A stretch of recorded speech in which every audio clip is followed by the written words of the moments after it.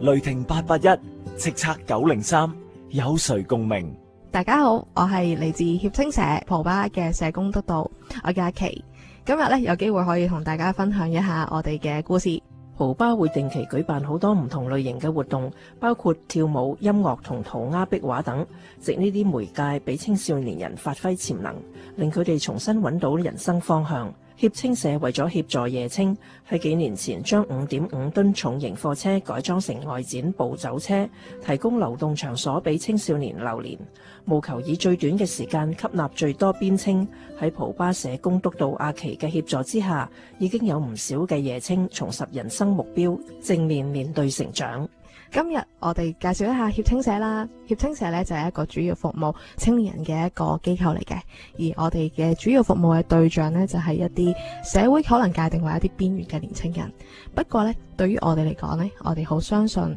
年青人呢其實係好有能力嘅，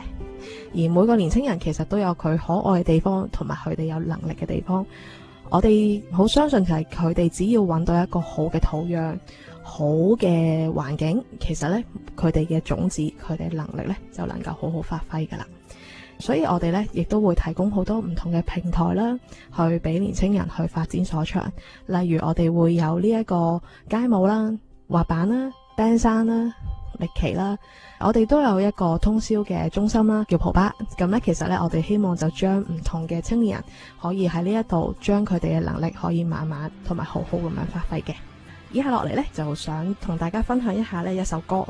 呢首歌呢，就係我哋嘅年青人，其實佢有好多唔同嘅能力啊。佢哋每一個人都唔同樣，好似粒橙或者好似粒種子一樣，佢哋個個都有自己有一個樣嘅。咁呢首歌叫 Tonic 嘅異想，大家可以細嚼一下裏面嘅歌詞，咁亦都去明白一下裏邊年青人每一個地方有嘅能力。仿佛世界太暗太灰，黑板生活冇得反悔，想衝出去放肆離隊，卻怕破壞了某些規矩，平平凡凡捱下去，渾渾噩噩過得太頹，冇答案冇例子，偏想去追，唔信個個要一樣嘅樣，唔信個世界得一個方向，咪誇張，唔稀罕攞咩獎，唔簡單普通自然唔一樣。就算個個笑我荒謬空想，就即管欣賞這個異常。就算一隻手拍掌，就算得我這模樣，我要發嘅夢仍然一樣獨一的異常。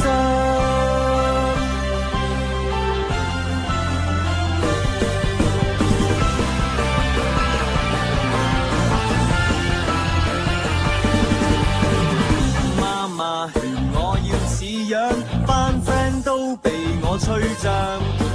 波斯恐嚇我會亮地，女友叫我咪嘥心機，偏偏心底唔忿氣，就住立住有乜趣味？我信我豁出去，始終會飛，唔信個個要一樣嘅樣，唔信個世界得一個方向，唔驚出鬼誇張。簡單普通自然唔一樣，就算個個笑我荒謬空想，就即管欣賞這個異常。就算一隻手拍掌，就算得我這模樣，我要發嘅夢仍然一樣獨一的異常。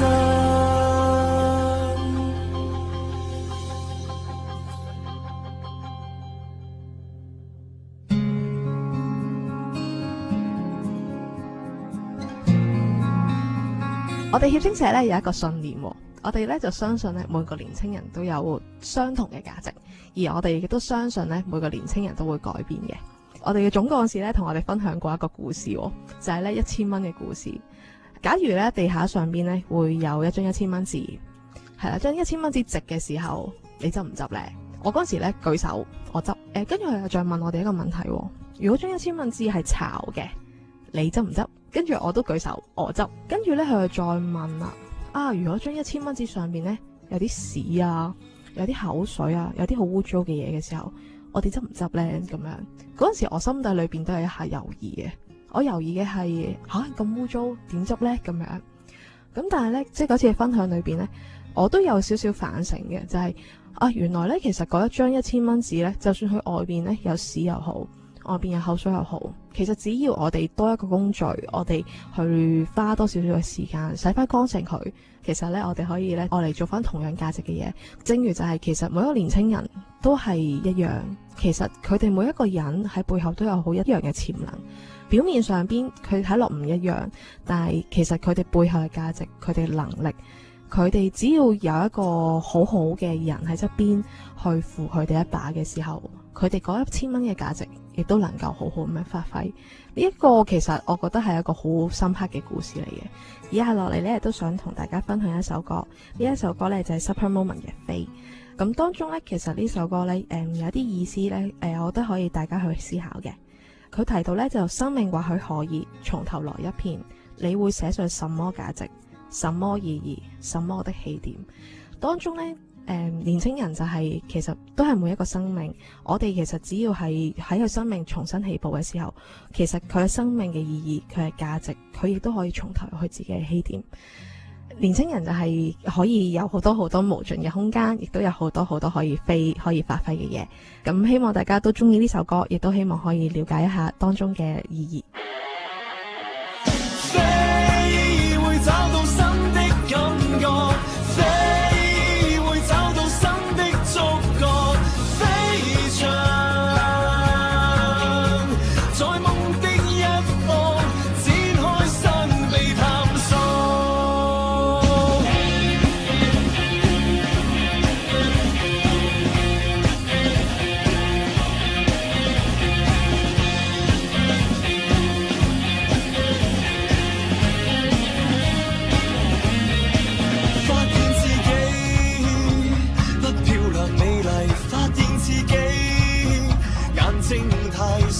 發現自信也都荒廢，當發現活着只不過一個軀體，自我與自己不再聯繫。青春之後接過有時無情的洗禮，重擔是別人的認為，難過是勇氣開始節制。生命或許可以從頭來一遍，你會寫上什麼價值、什麼意義、什麼的起點？飛會找到新的感覺，飛會找到新的觸覺，飛翔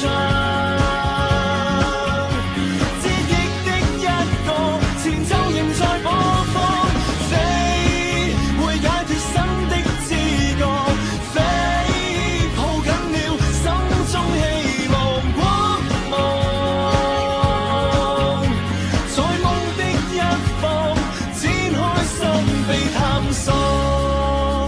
幻想自己可以穿起盔甲作戰，仍然貌似勇士，平原上闊步奔馳，手握緊的光劍，如像孩子力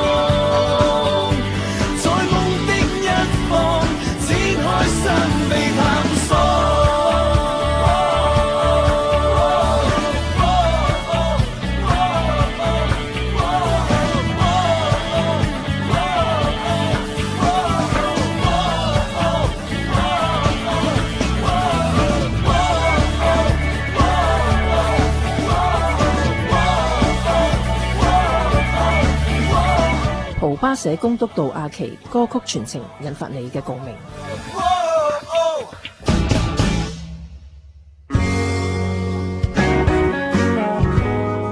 協青社蒲巴咧，其實我哋都推行咗好多嘅一啲音樂文化嘅嘢啦。咁當中咧，我哋亦都得到咧唔同嘅一啲 indie band 嘅支持。咁當中包括就 Kala 啦、Tonic 啦、Super Moment 啦。Kala 同 Tonic 呢兩一隊樂隊咧，其實咧就都幫咗我哋好大嘅忙啊！就係入到去學校嗰度咧，去教一啲年青人去夾 band。咁而當中咧，年青人咧，其實我哋見到好大嘅轉變啊！即係因為對於好多年青人嚟講，佢哋都係一啲好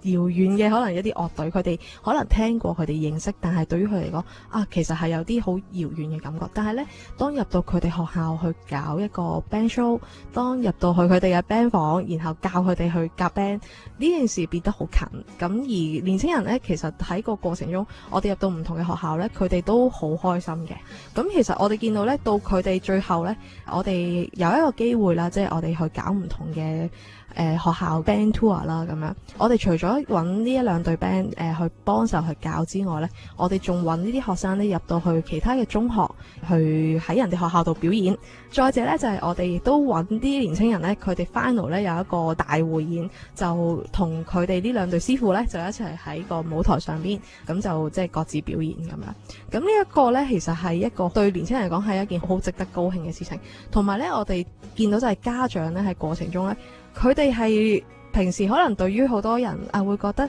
band 咧，其實係佢哋都唔係好熟悉啊。但係咧，對於而家咧就係啲家長咧會攞住部電話，跟住就會拍佢嘅仔女喺台上面嘅表演啦。爸爸媽媽咧都會顯得好興奮啦咁樣。咁而年輕人喺台上面，其實好坦白講，我覺得佢哋好緊張噶。但係咧，佢哋亦都好努力，同埋有一個好出色嘅表現。咁呢一個係一個非常非常之好嘅回憶。我亦都覺得咧，其實佢哋喺個舞台上面就係佢哋就係主角，佢哋就係佢哋呢一個舞台嘅主人翁。咁而中間我哋都覺得好感動嘅。以下落嚟咧，都想送一首歌俾大家，就係 Kala 嘅了不起。呢個了不起其實唔單止係每一個 band 嘅了不起啦，我相信亦都係年青人佢哋嘅能力，佢哋嘅了不起。話我似做人道理懶去了解，不想聽得太多，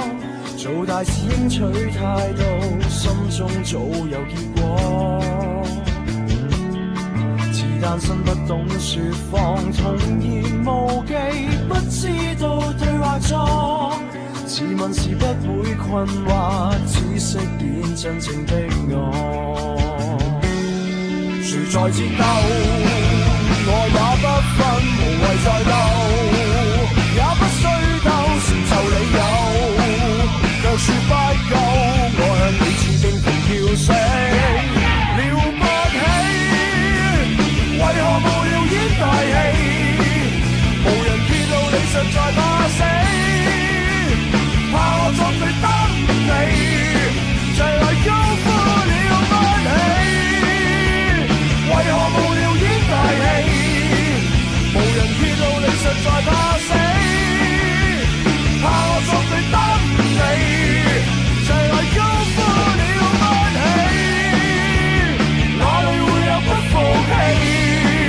遙遙路途望你攀得起，我會永遠不及你，從來不會為妒忌。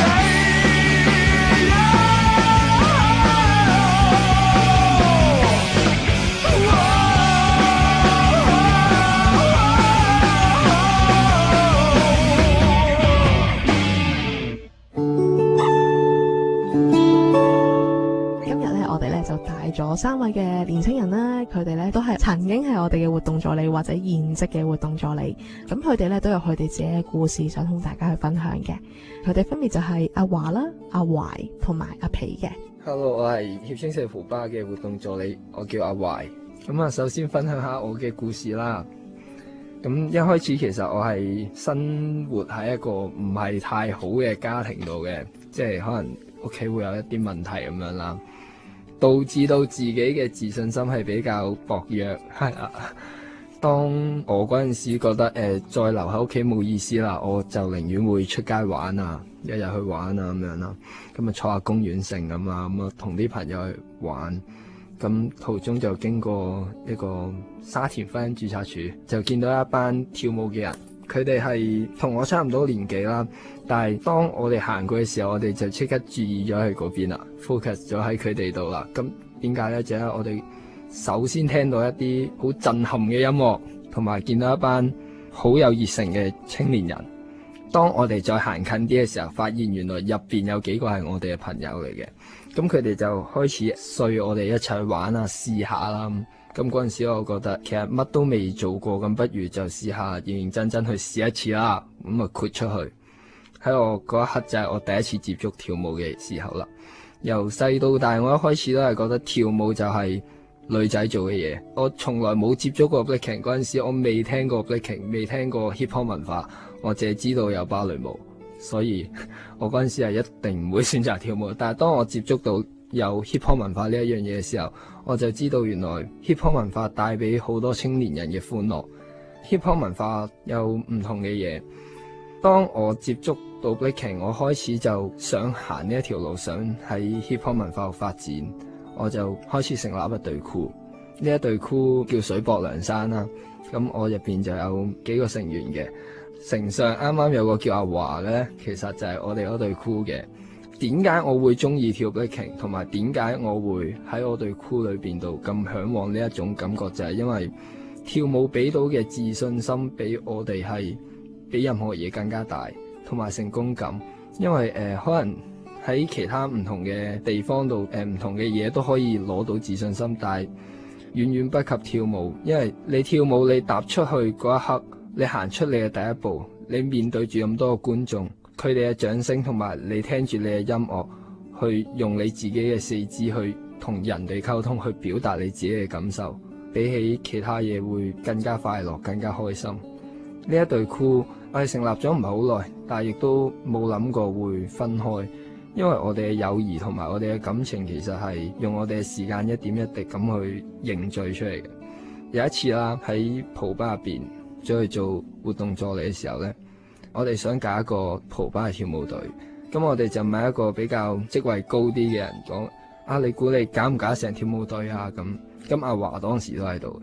咁嗰個職位大嘅人就話啦：你連你自己隊 crew 都未搞得掂啦！當時我好傷心，我冇任何嘅表示，但係我隔離嗰個阿華佢已經喊緊啦。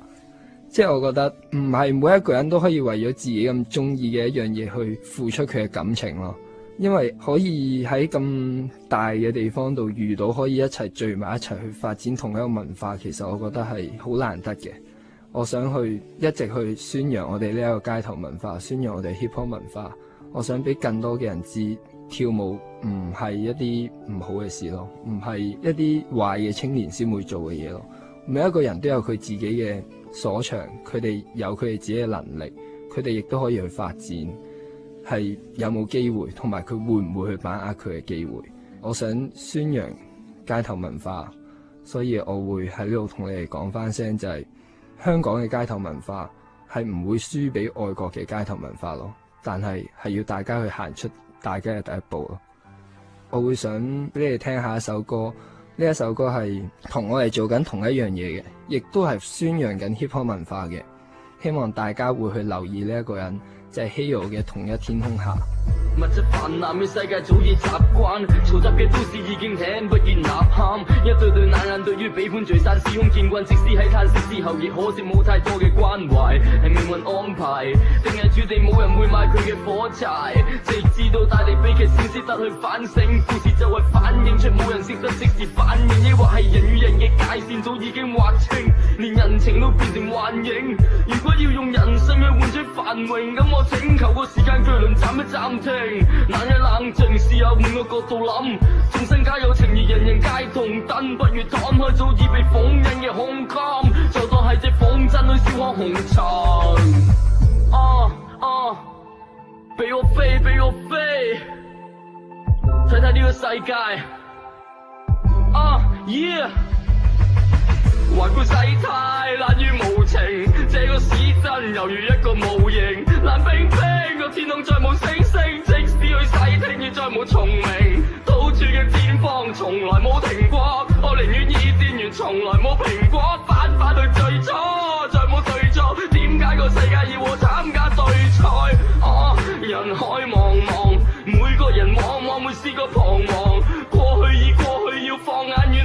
似種子冇跌過，咁點可以茁壯？同一片天空下，經歷完人情冷暖，人性已經沖淡。我會信你語啊，可以雪中送炭，簡單到喺短信裏寫一句你好嗎？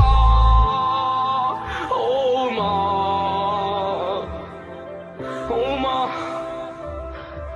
好嗎？yeah。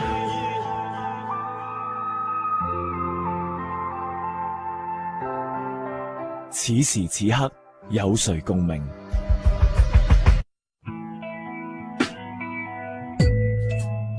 協青社係一個服務危機青年嘅一個服務嘅地方，咁主要咧就係服務一啲當時可能有一啲危機啦，處於一個負面嘅環境嘅一啲年青人，咁所以咧我哋嘅服務咧就主要去提供一個支援啦，咁同埋去服務佢哋嘅。協青社係全港唯一為青年人提供24小時危機介入服務嘅非牟利機構。協青社設立危機介入中心，為無家可歸及有需要嘅年青人提供即時住宿服務，而專業社工亦會提供輔導。大家好，我係協青社蒲巴嘅阿琪。Hello， 我係水泊梁山嘅協青社蒲巴超級無敵小壞壞。如果我揀嘅歌能夠引起你嘅共鳴，請用手機發一個空白短信去到50881-903，捐出5蚊支持協青社。此時此刻，有誰共鳴？